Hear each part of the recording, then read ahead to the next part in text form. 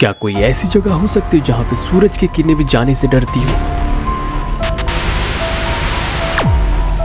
जहाँ एक बार अंदर आने के बाद इंसान मुर्दा बनकर ही वापस जाता है। लोग इसे जेल कहते हैं, लेकिन वहाँ के कैदी इसे जीता जागता कब्रिस्तान कहते हैं। हम बात करें दुनिया के सबसे बड़ी जेल सिकॉट के बारे में। यह यूएसए के एल सिल्वाडोर में स्थित शहरों के हलचल से कोसों दूर टैकोलुका के जंगलों के बीचों बीच स्थित, और इस जेल के अंदर 40,000 कैदियों के सांसें दफन है। आप सोचते हो कि इतने छोटे देश जिसकी पॉपुलेशन 60 लाख ही है, उसे इतनी बड़ी जेल क्यों चाहिए? वजह है खतरनाक गैंग्स। 2022 में बनी ये जेल बहुत ही बड़ी है, और ये जो है पूरे 410 एकड़ में फैली हुई है, और इसके टोटल 8 अलग अलग हिस्से हैं, जिसमें से हर 2 हिस्सों में 3 मीटर की दीवार और 3 मीटर के नोकीले तार लगे हुए हैं। पूरी जगह 9 मीटर की दीवार और 3 मीटर के बिजली के तार वाली फैन से घिरी हुई है, जिसमें 15,000 वोल्ट का करंट है, और इसके साथ साथ 19 वॉच टावर और चेहरे पहचानने वाले कैमरे, और इसके साथ 800 से भी ज्यादा गार्डें हर हरकत पे नजर रख रही है ताकि कुछ भी छूट ना जाए। ये जेल की पूरी डिजाइन भागने से नहीं, भागने के ख्याल को ही मिटा देती है।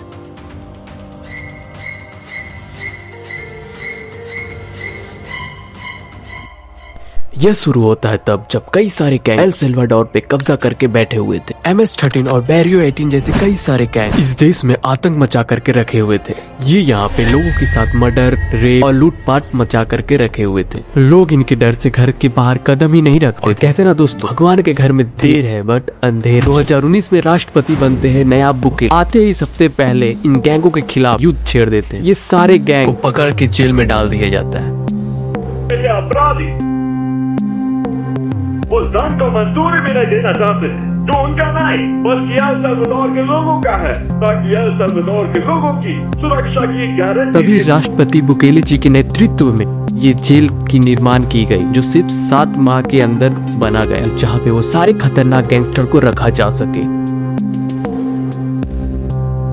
और इनके जो बॉडी में टैटू है, ये दर्शाता है कि ये किस गैंग से है और गैंग्स की वफादारी को निभाता है। MS-13 के मेंबरों में शुरुआती अक्षर 13 होता है, और दूसरे गैंग मेंबर 18 या फिर 666 जैसे निशान का यूज कर, जो 18 तक जोड़ते हैं और शैतान के प्रतीक माने जाते हैं। चेहरे पे गैंग टैटू वाले ये दर्शाते हैं कि वो संगठन में बहुत बड़े और बेरहम है।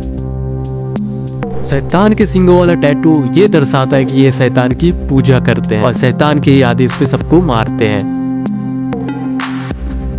ये 3 आंसू वाले टैटू ये दर्शाते हैं उन्होंने इतने लोगों की जान ली है कि उनको याद भी नहीं है। और जोकर वाले जो टैटू है ये दर्शाते हैं मुश्किलों में भी मजबूत रहो, परिणामों की चिंता बाद में करो। अब इनका लाइफ पूरा चेंज हो चुका है। ये यहाँ पे आए तो है जिंदा, जब निकलेंगे यहाँ से तो मुर्दा होकर ही निकलेंगे, क्योंकि इनकी सजा ही इतनी बड़ी है कि ये अपना लास्ट सांस भी यहीं पे लेंगे। यहाँ 24 घंटा लाइट चली रहती है, इन्हें पता ही नहीं लगता कि बाहर दिन है या फिर रात।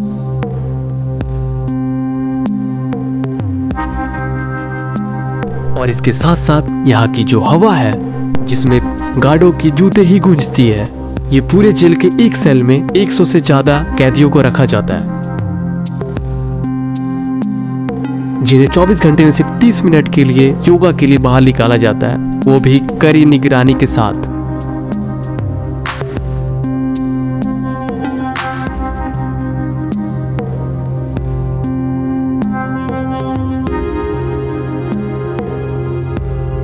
इसके साथ साथ सोने के लिए लोहे का बंकर लगा रहता है, जो बेहद ही ठोस और ठंडा रहता है।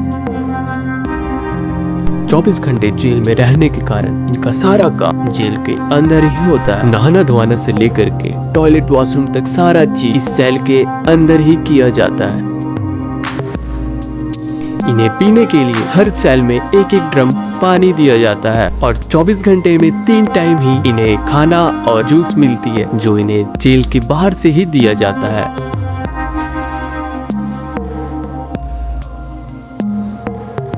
यहाँ के कैदी हर दिन एक ही कामना, कब मेरी मौत आए।